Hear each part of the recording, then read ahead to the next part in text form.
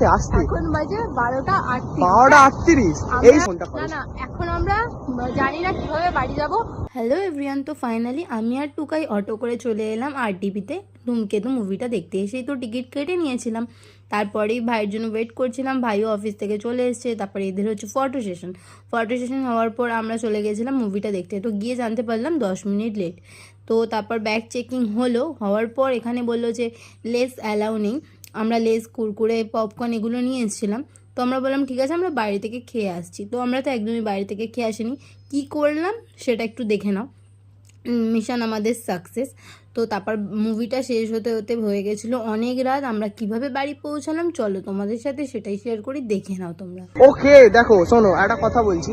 এ আমাকে বললো এ আমাকে বললো যে এখন এই রাস্তাটায় ফাঁকা হাতে মোবাইল নিয়ে চললে পারে, মোবাইল টেনে নিয়ে চলে যাবে কেউ, ঠিক আছে। আমি ওই জন্য ইনস্টা ঘাঁটতে ঘাঁটতে মোবাইলটা পকেটে ঢোকালাম। এই এখন বলছে যে ভিডিওটা বার কর, ভিডিওটা কর, বল আমরা এত রাত করে বাড়ি ফিরছি একটার সময়। এখন বাজে 12টা। এখন আরে ভাই রে, আস্তে আস্তে এখন বাজে 12:38। 12:38। এই সময় আমি ভিডিওটা বার করেছি, ঠিক আছে।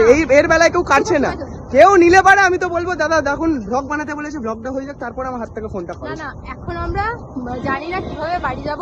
ওর মা তো বলেছে যত রাত্রি আমার মা তো বলেছে বাড়ি তো ফিরতেই হবে, রাস্তাতে তো শুলে হবে না। একে তো ঘুরছে, এ বলছে এখন বাসের আশায় আছে, ওখানে একটার সময় যাই না মনে হয় বাস পাস নামিয়েছে, মনে হয় না বাস নামিয়েছে না কিছু। এই রাস্তায় ট্রেন চলে, আমার নিজের ফ্লাইট রয়েছে, কেউ জানে না। ফ্লাইট কি প্রাইভেট জেট? ওই সাইয়ারার ওই ক্রিসকে যেরকম দিয়েছিল প্রাইভেট জেট মালিকে খোঁজার জন্য, আমার তো বাবাকে দেবে আমাকে ক্রিস বানিয়ে বাড়িতে গেলে পারে। চলো চলো বাই বাই, বাড়িতে গিয়ে দেখা হচ্ছে। এখন না, এখন লাইভ হলে পরে হবে না, কেস খেয়ে আছি এমনি, বাড়িতে গেলে খাবো। এখন বাড়ি কটায় যাবো ঠিক নেই, দুটো হতে পারে রাত্রি, কালকে রাত্রি দুটো, মানে কালকে রাত্রি না, কালকে দুপুর দুটো হতে পারে। হ্যাঁ অনেক বড় ব্লগ।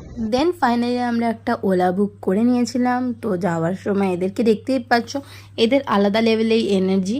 আর আমার তো এদিকে টেনশন হচ্ছে, যেহেতু আমি বড় আর এদেরকে আমি নিয়ে এসেছি, রাস্তাটা পেছনে দেখতেই পাচ্ছ পুরো ফাঁকা। আমি এদেরকে নিয়ে যাচ্ছি আর মা বারবার আমাকে ফোন করছে, মেসেজ করছে। তো এদের তো আলাদাই চলছে। তো এরকমভাবে আমাদের দিনটা কাটলো। মুভিটা ভালো ছিল, বাট নাইটে না আসলেই ভালো হতো। ব্লগটা দেখার জন্য আপনাদেরকে অসংখ্য ধন্যবাদ। এরকমভাবেই আমাদের পাশে থাকবেন, আরও ব্লগ আমি শেয়ার করব।